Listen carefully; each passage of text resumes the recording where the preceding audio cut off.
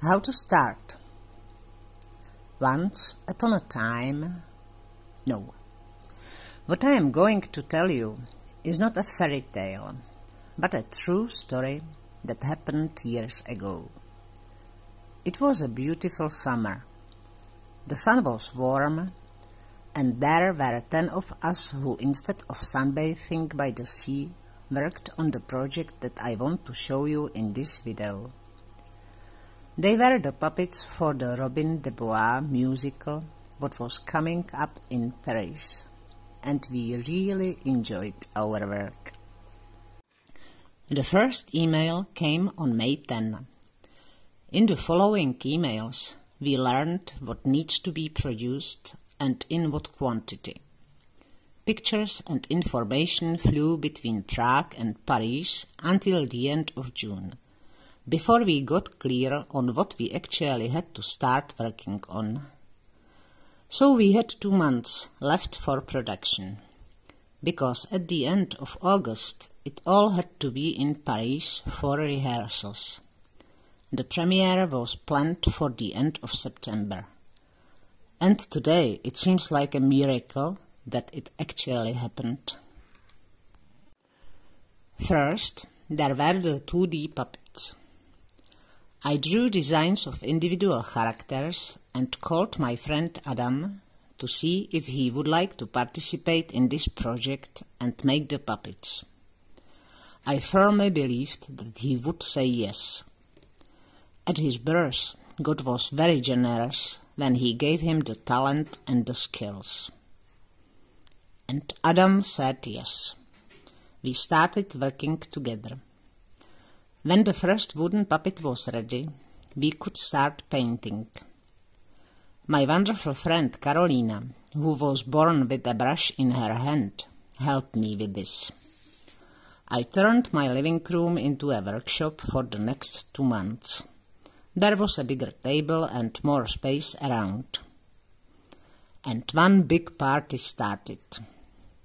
We were well matched because it was not our first project together. We worked about 12 hours a day. Fortunately, there was a wine shop around the corner, which gave us the necessary energy and joy for work. Everything, including us, smelled of turpentine, and the days started to roll. The day finally came when we had our first puppet painted and properly dried. Work with oil colors can't be rushed. It takes a while for them to stop sticking.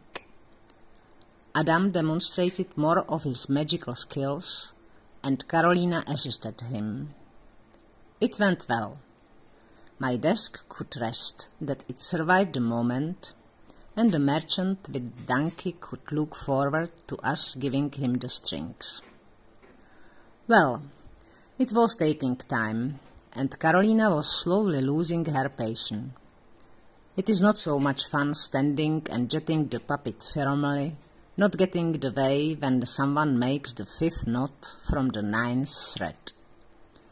It may not seem like that, but it takes quite a long time. The merchant moves his hand properly. The donkey walks, his head goes up and down, and it is done. The first puppet was born, and we could check it off on the list. Next were the knights.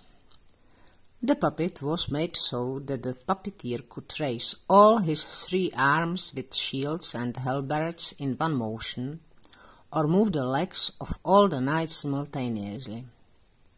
A group of buyers had to come to the scene, and the first of them was to throw away the purse he was holding in his hand.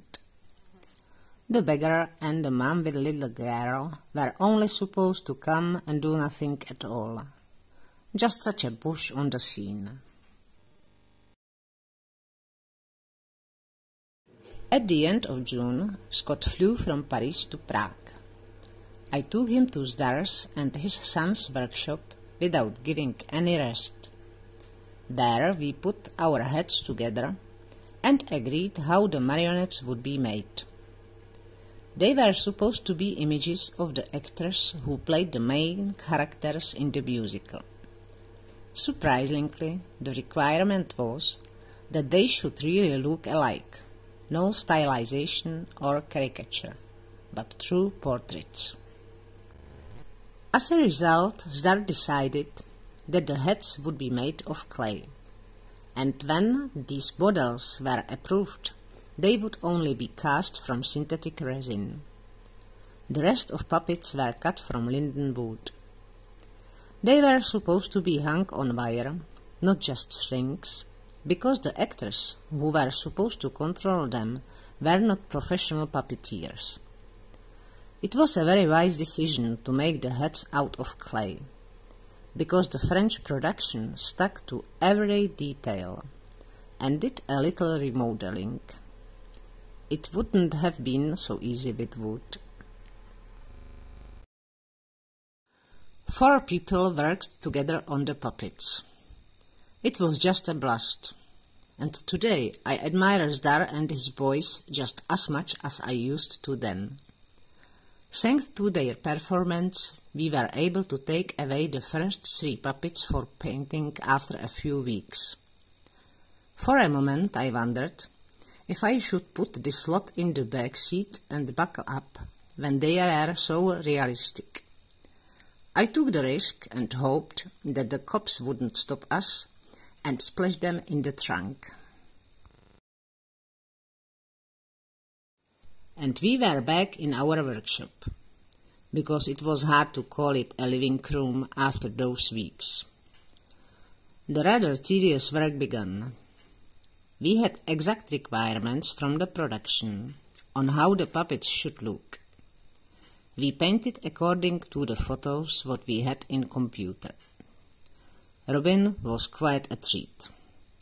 He had to be similar in every detail, so we had to make a copy of all his tattoos. This gentleman let the tattoo artist make money and take away a lot of energy from us.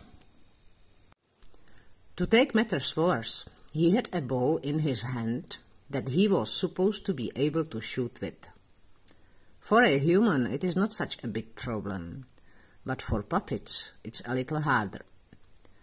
That's why he had one arm without an elbow joint, because it was the easiest way how to keep the arm straight. The arrow was on the wire, so it could fly away at the moment. Marianne also had a knack to get pregnant and give birth to a son during the performance.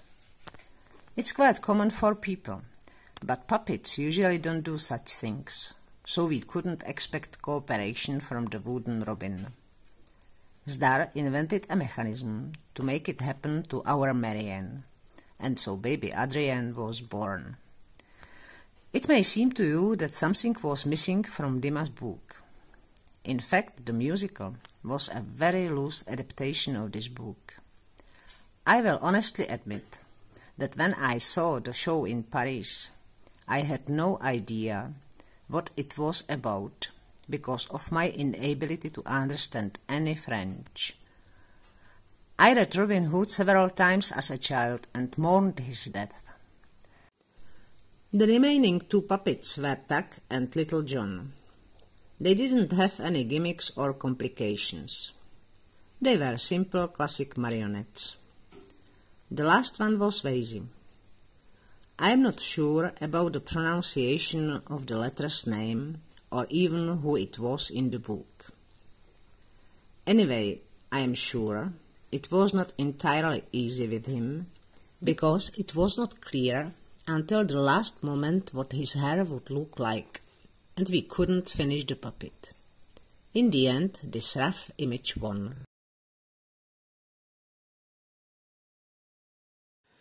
And then Laurent flew in from Paris for inspection and final adjustment. He told me, "Close your eyes and don't look. I am going to destroy the puppets you made." They were supposed to look like they are already very old and a long, painful past is behind them.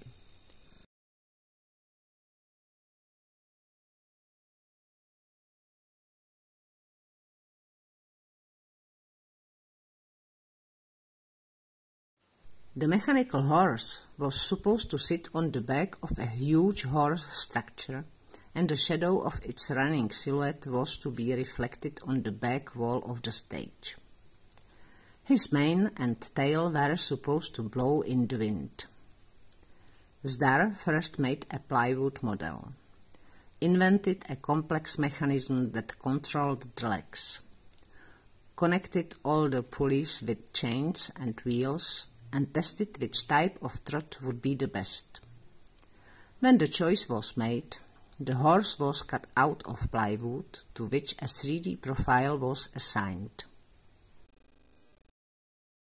Then it was Carolina's and my turn to paint him. We took him to a photographer's friend's studio, took pictures of him and us as the stars.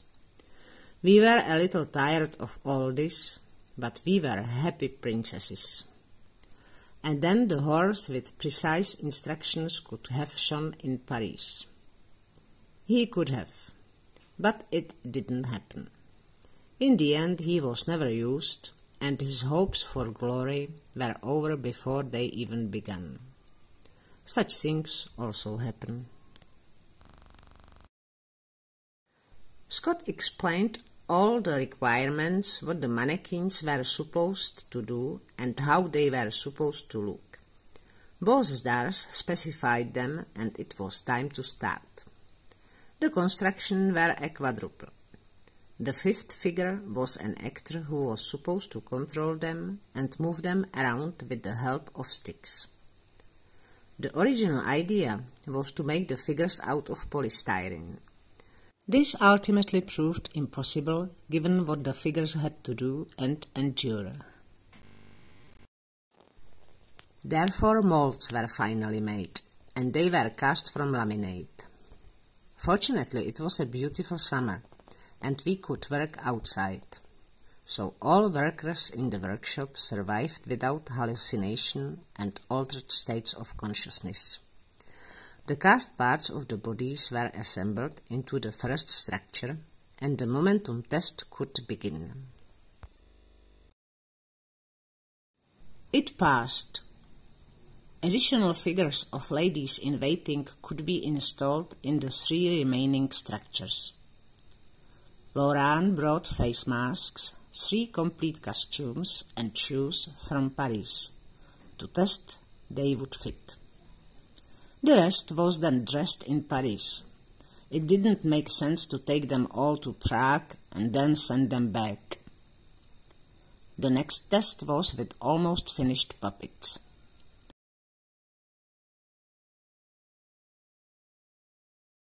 Let's go packing. First, the puppets were wrapped in bubbles. Many layers of bubble wrap.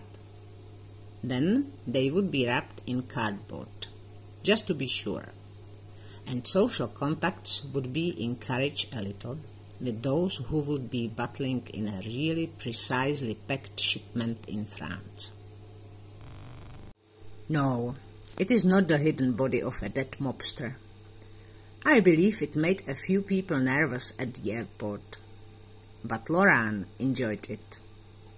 Some time later, the structures were also loaded, and we could finally relax.